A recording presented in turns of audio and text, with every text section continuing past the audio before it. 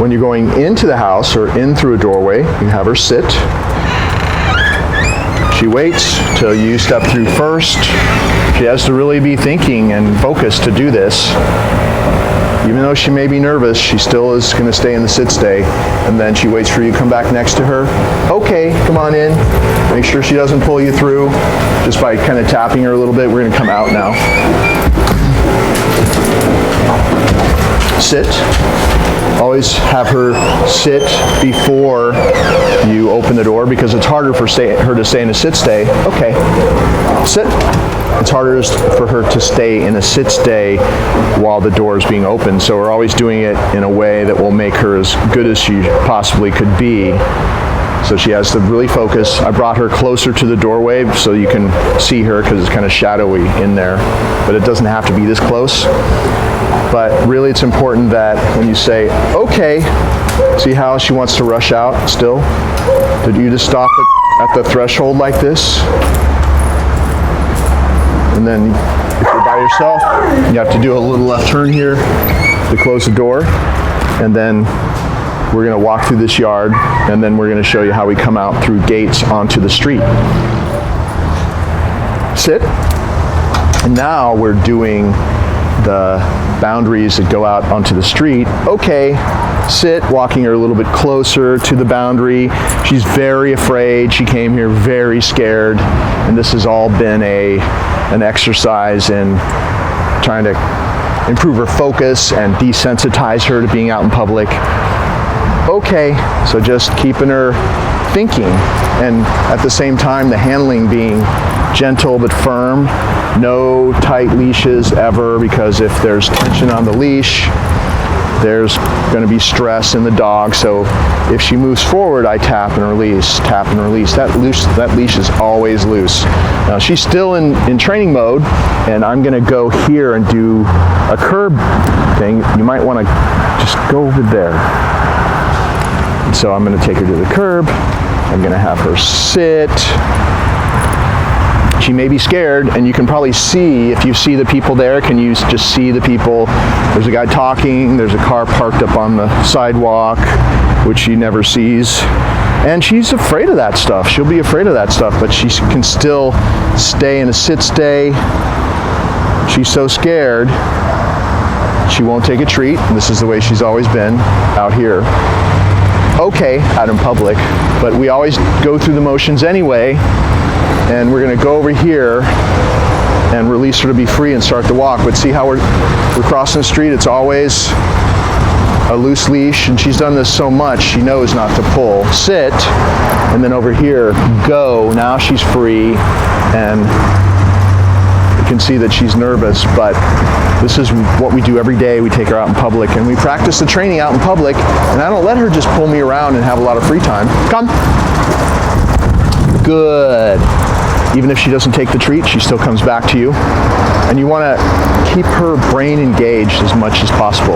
Yes, there's a free moment here and there. There's free time. She's free right now. She can sniff, and if she wants to pee, she can pee. You can walk around. But I wouldn't give her too much downtime out on the street now, because all she does is start to get scared and freak out when you're not telling her what to do. Because when you tell her what to do, when I say come, and she comes my way, I want to stay in the camera's area here.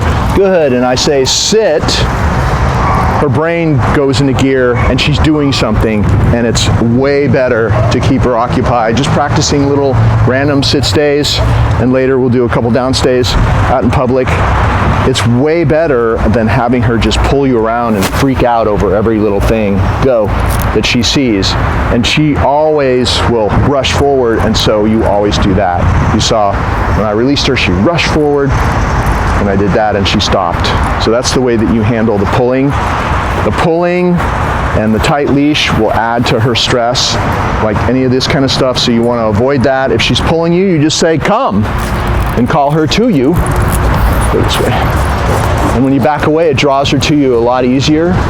And then you have her next to you and the leash stays loose. Also, if she's pulling, and or if she's pulling, you can tap and release. It's really not a lot of strength. It's just that's involved in that. We have a truck here, see how she gets. Come! And call her away from that.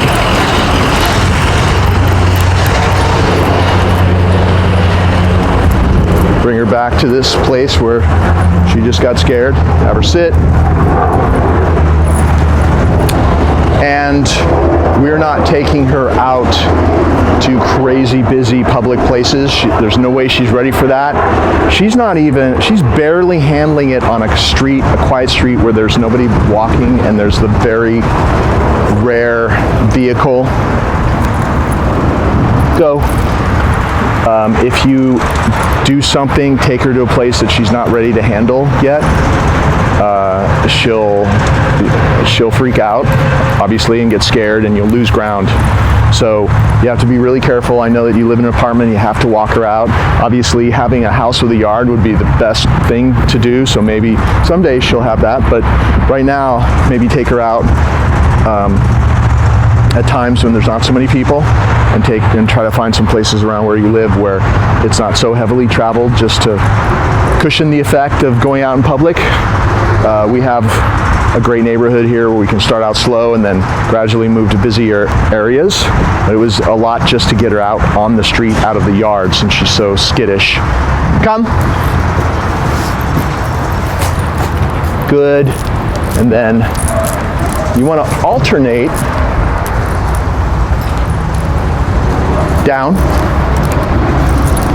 alternate down stays and sit stays out here. We had the people across the street were getting out of their cars, and that was what you just missed. That's why she got scared all of a sudden. She'll want to face whatever she thinks is scary, and at this point, good, I'm giving her some treats, which she won't take, but at this point, I'm just shooting for her staying in a down stay, staying in a sit stay until I release her. Okay, sit, and then go, waiting to be released again. And I'm not going to waste food. It's the stuff that you want to be doing, and try to keep her at a distance from distractions as well, because it's way easier for her to handle distractions from a distance, and then you can gradually get closer over time as she gets more and more stable and more confident. And you saw what happened when the truck came right here. Couldn't handle it, it was too much.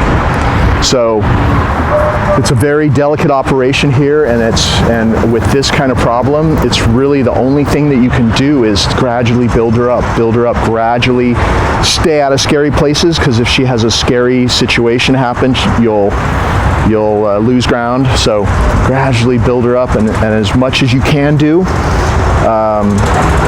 try to control her environment and who she sees when and where, so that you can work from a distance from distractions slowly and build her confidence. Also, feeding her out here, feeding her for a while out here on the walks. At the very least, she gets her food in the bowl when you're done with the walks.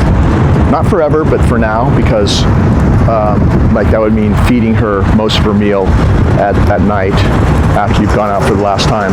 What you want to do is you want her to have an appetite out here, because she'll be more motivated to work for you if she's hungry and she's working for her food. We're not starving her, we're just feeding her at different times in a different location.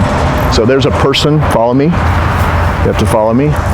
There's a person probably going to get out of this car here, and I'll show you what happens here.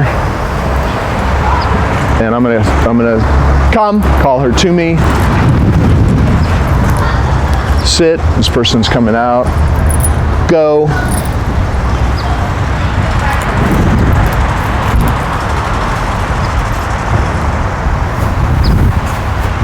She sees the person, come on, it's okay, come this way. You see, she'll get scared. That person is right there. Come. Good girl. And now they're gone. Sit. That's the way you want to handle her when somebody just shows up like that. You want to make sure that you engage her brain to do something with you, because if you just pulled her away or let her run away without at least trying to do some training that engages her mind, takes her more in the moment with us. She's working with you, takes her mind off of how scared she is. If you don't do that, down, I'm going to add a down to that as well. If you don't do that, she's just going to get more and more reactive over time. But by doing this every day, it may not even seem like it's working, but every day you're just practicing going the other way, where she's more and more able to be focused in the presence of distractions on the street because you're working with her like this. Okay, sit, go.